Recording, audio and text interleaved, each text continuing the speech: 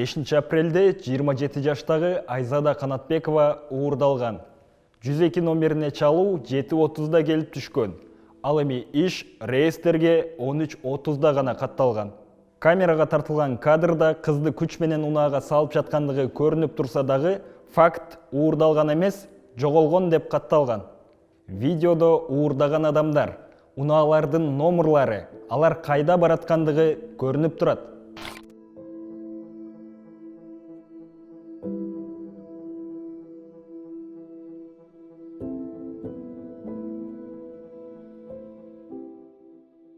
Аларды табууга мүмкүн болчу. Бирок сыягы Айзаданын турмушка чыга турган убагы келди. Кызды ала качуу бул таптакыр уурдоо эмес деп ойлошкон чыгар. Ошол эле күнү кечинде милиция кызматкерлери Айзада менен аны уурдаган адамга байланышышкан. Андан кийин Айзаданын апасына милиция кызматкери тойго даярданууну кеңеш берген.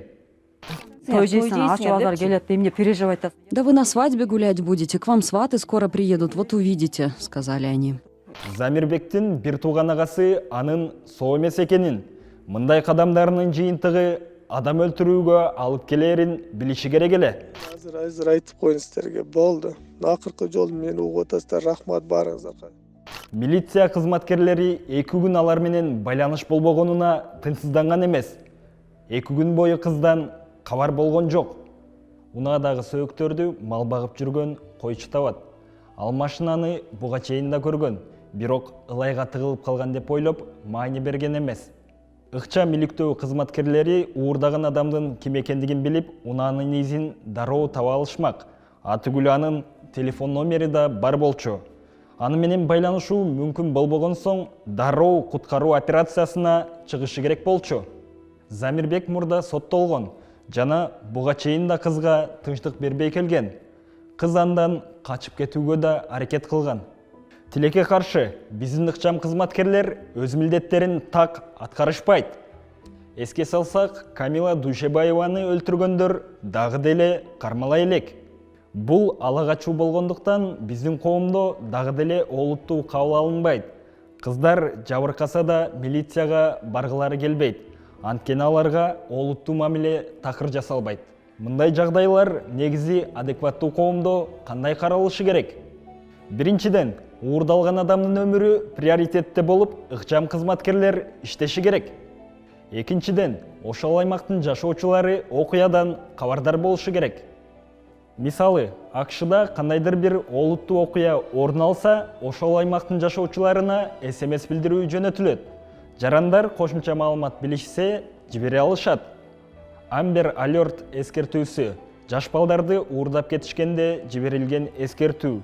Телефон үнсүз режимде болсо дагы билдирүүлөр үн менен коштолот.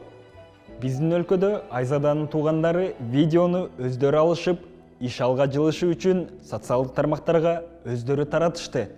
Следователя звали Уларбек. Сами они нам за 2 дня ни разу не позвонили. Мы сами снова и снова звонили милиционерам. Они говорили, мы работаем. Я в конце закричала уже. Мы вам все нашли, сами видео в Инстаграм залили, номера телефонов, с которых были звонки, дали. Имя похитителя сказали, его фотографии из Одноклассникам вам отправляли. Вы искать ее будете?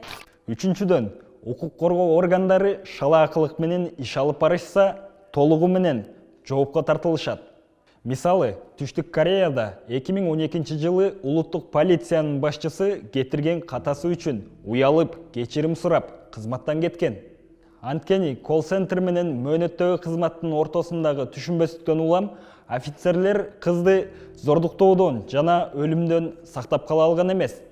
Ал эми бизде кандай болуп жатат? Тынч митингке 2 саат калганда Бишкек шаардык ички иштер башкармалыгы пресс-конференция чогултуп, өздөрүн актоого болгон күчүн жумшашты. Башында өз каалоосу менен кызматтан кеткиси келбеген Бишкек шаардык ички иштер башкармалыгынын башчысын кетиришти. Эл дагы деле нааразы болуп, ички иштер министринин кызматтан кетүүсүн талап кылып, ал тургай кол топтоп жатышат. Милиция дагы деле күнөөсүн мойнуна алгысы келбейт окшойт.